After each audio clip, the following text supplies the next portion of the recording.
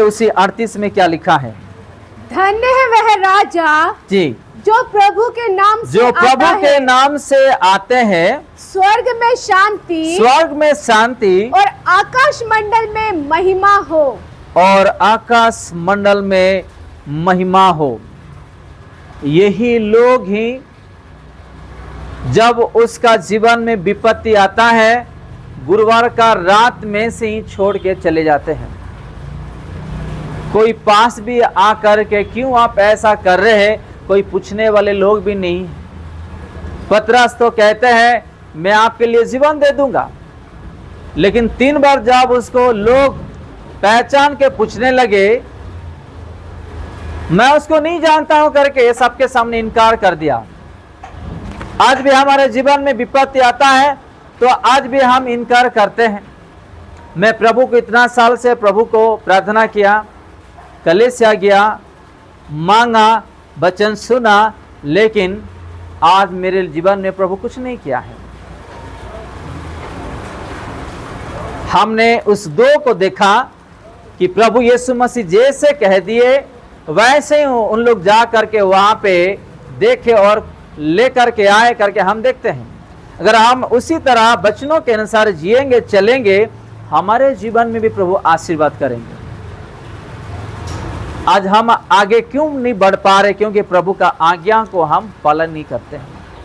एक गधे को प्रभु इस्तेमाल कर सकता है आपको ऊपर खड़ा करने के लिए, ले आने के लिए, आपको इंसान बनाने के लिए, आपको आशीर्वाद करने के लिए। उसके पास 1 सेकंड भी नहीं लगता है, उसको 1 सेकंड भी नहीं लगता है। आज हमारा विश्वास कहां पर है? यीशु मसीह का वचन कहां पर है? और आज हम किस वचनों में जीते हैं और चलते हैं, पालन करते हैं? ये सबसे ज्यादा जानना हर एक विश्वासी के लिए आवश्यकता है। अगर आप और मैं इस वचनों में नहीं चलेंगे, नहीं जिएंगे, तो कोई भी हमको स्वर्ग से आशीर्वाद या बचाने के लिए, चंगाई देने के लिए नहीं आने वाले। चाहे आप स्वर्गदूत ले लो, पवित्र आत्मा की बात कर लो, या प्रभु यीशु मसीह की बात कर लो, या हमारे परम पिता की बात कर लो। हालेलुया। हालेलुया। तो हमारे जीवन में जो आवश्यकता है वो है, सबसे महत्वपूर्ण बात यह है कि प्रभु का वचन। अगर प्रभु का वचन हमारे जीवन में नहीं है तो कुछ भी है ही नहीं। बेटा, हम थोड़ा 45 देखेंगे और उसके नीचे देखेंगे और आगे बढ़ेंगे। जब सब लोग सुन रहे थे तो उसने अपने चेलों से कहा, शास्त्रियों से चौकस रहो। 45, उसी 19 का 45। तब वो मंदिर में जाकर बेचने वालों को बाहर निकलने लगा और उनसे कहा, लिखा है मेरा घर प्रार्थना का घर होगा, परंतु तुमने उसे डाकुओं की खो बना दिया है। आज भी प्रभु का घर को हम कैसा आके यहाँ बैठने का समय में हमारा ध्यान कैसा लगाते हैं। देखो प्रभु यीशु मसीह यहाँ पे कहते, पढ़िएगा उसी 45। तब वो मंदिर में जाकर बेचने वालों को बाहर निकालने लगा जी, और उनसे कहा, लिखा है मेरा घर प्रार्थना का घर होगा जी, परंतु तुमने उसे डाकुओं की खो बना दिया है। देखिए, इस वचन से हर एक विश्वासी को सीखना बहुत जरूरी है। ये स्थान पर जब आते हैं हम, ये छोटा मोटा स्थान नहीं है, ये प्रभु का उपस्थिति यहाँ रहता है। हम लोग एक दूसरे को देखते रहते हैं, बातचीत करते रहते हैं। हमारा जो ध्यान है प्रभु में नहीं रहता है, वचन में नहीं रहता है। ये जो स्थान है ये छोटा स्थान नहीं है। हर एक विश्वासियों को इस वचनों से सीखना जरूरी है।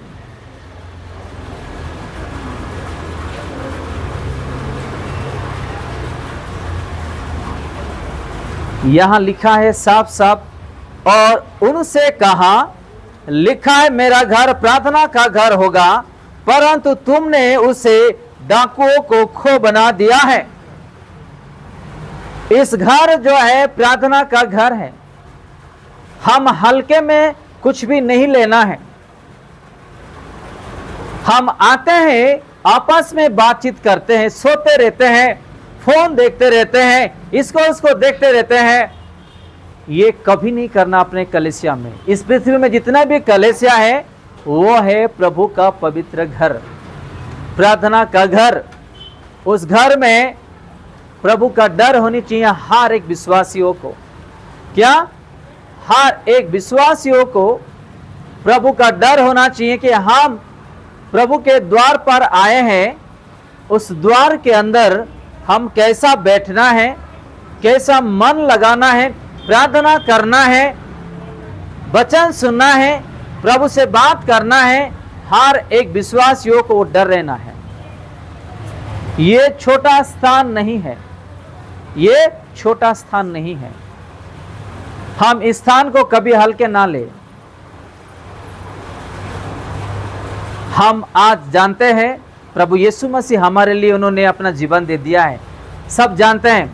लेकिन उसके पास जब आते हैं, हम किस मन से आते हैं, किस सोच से आते हैं, किस ध्यान से आते हैं और बैठते हैं, ये भी हर एक विश्वासी को जानना बहुत जरूरी है। फिर से हम पढ़ते हैं उसी 45 और 46 और 47।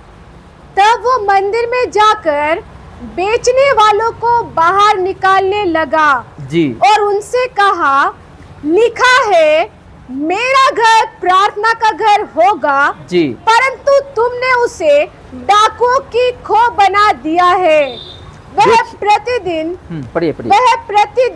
मंदिर में उपदेश करता था और प्रधान याजक और शास्त्री और लोगों के प्रमुख उसे नष्ट करने का अवसर ढूंढते थे।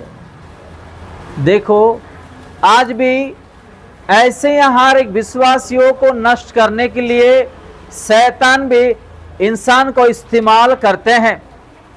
आप गिर जाने दे और मैं भी गिर जाने दे, प्रभु का राज्य से अलग हो जाने दे, दूर हो जाने दे। शैतान आज भी ढूंढ रहा है।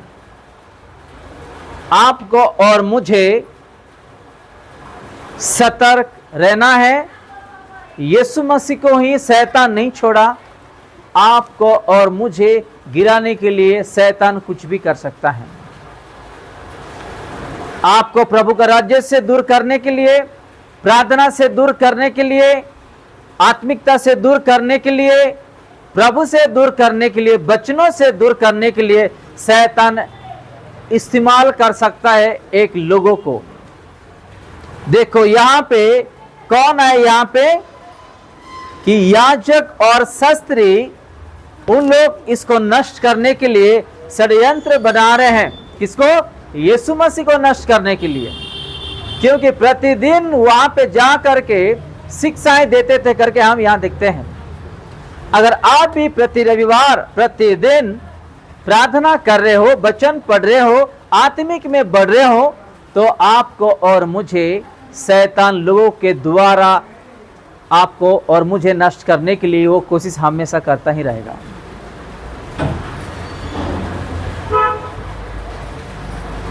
ऊपर लिखा है, तब वो मंदिर में जाकर बेचने वालों को बाहर निकल दिया करके हम देखते हैं। हम जब प्रभु के पास आते हैं, हमारे मन में इन लोगों को तो क्या क्या चीज वहां मंदिर में बेच रहे थे निकाल दिया है, लेकिन हमारा सोच और विचार में, हमारे हृदय में भी आज बेचने वाला चीज भी भरा हुआ है, उसको भी निकाल के फेंकना है। आपको ये बात समझ में? हमारा देखने वाले आंखों में या मंदिर में लोग तो वहां पे बिजनेस कर रहे थे, अलग अलग चीज ला के वहां बेच रहे थे, लेकिन आज हमारा देखने वाला आंख, अपना सोचने वाला सोच, बोलने वाला ओठ और मुंह और जीभ, अपना हृदय को भी शैतान इस्तेमाल कर रहा है। उस कचरा को भी उठा के फेंकना है। अपने आंखों से भी आज बहुत चीज हम भेज दे रहे हैं। अपना मन को भी आज हम शैतान के हाथों में भेज दे रहे हैं। अपना सोचने वाला सोच को भी आज हम शैतान के हाथों में भेज दे रहे हैं। तो ये सारा चीज जो है अपने को सोचना है। अगर आप और मैं नहीं सोचेंगे, वचनों के अनुसार ध्यान नहीं लगाएंगे, तो शैतान कुछ भी आपका जीवन में, मेरे जीवन में कर सकता है। ना हम आगे बढ़ सकते हैं, ना प्रभु में जी सकते हैं, ना खड़ा हो सकते हैं, ना कुछ कर सकते हैं। और नीचे लिखा है 46 में, और उनसे कहा, लिखा है मेरा घर कौन सा घर होगा? प्रार्थना का घर। ये घर जो है प्रार्थना का घर है। ये दूसरे को इल्जाम लगाने का घर नहीं, या कुटिल का घर नहीं, या और हम लोगों का बुराई करने वाला घर नहीं, या अलग दिलो दिमाग में गंदा सोचने वाला घर नहीं, या पुड़िया गुटखा खैनी या दारू पीने वाला घर नहीं। ये घर है प्रार्थना का घर। हर एक विश्वासी को जब यहाँ आते हैं तो प्रार्थना घर सोच के आना है और पवित्रता से जीने के लिए एक वायदा प्रभु से करना है और आगे बढ़ना है। वो स्थान जो है प्रभु का स्थान, और उस स्थान में हम कभी भी हल्के में नहीं लेना है, क्योंकि प्रभु यीशु मसीह जानते हैं हमारा मन में, हमारा हृदय में क्या चल रहा है, अपना देखने वाले आंखों में और सोच में क्या चल रहा है। चलिए हम कुछ और वचन देखते हैं। नीति वचन 16 का 3। अपने कामों को यहोवा पर डाल दे, इससे तेरी कल्पनाएं सिद्ध होंगी। हालेलुया। नीति वचन 16 का 3। हितोपदेश 16:3। अपने कामों को यहोवा पर डाल दे, इससे तेरी कल्पनाएं क्या होगा? सिद्ध होगा। और नीचे क्या लिखा है? यहोवा ने सब वस्तुएं विशेष उद्देश्य के लिए बनाई है, वरन दुष्ट को भी विपत्ति भोगने के लिए बनाया है। हालेलुया। आपको ये बात समझ में? यहाँ 2 प्रकार का वचन हम देखते हैं। 3 में, अपना कामों को यहोवा पर डाल दे, इससे तेरी कल्पनाएं सिद्ध होगा, पूरा होगा, सक्सेस होगा, आशीर्वाद मिलेगा। अगर आप यहोवा के ऊपर, उसके हाथों में आप सौंपते हो, आपका जो भी हो, आपका जीवन में आप सफलता देखोगे। चाहे बीमारी हो, चाहे आप परीक्षा में जी रहे हो, चाहे आपका जीवन में काम नहीं है, रोजी रोटी नहीं है, या आपका घर बड़ा नहीं है, पढ़ाई में आप फेल हो गए हो, या आत्मिक जीवन में बढ़ नहीं पा रहे हो, कुछ भी, वो आपको सफलता देखने के लिए आपका जीवन में वो काम करेंगे। और नीचे लिखा है 4 में, यहोवा ने सब वस्तुएं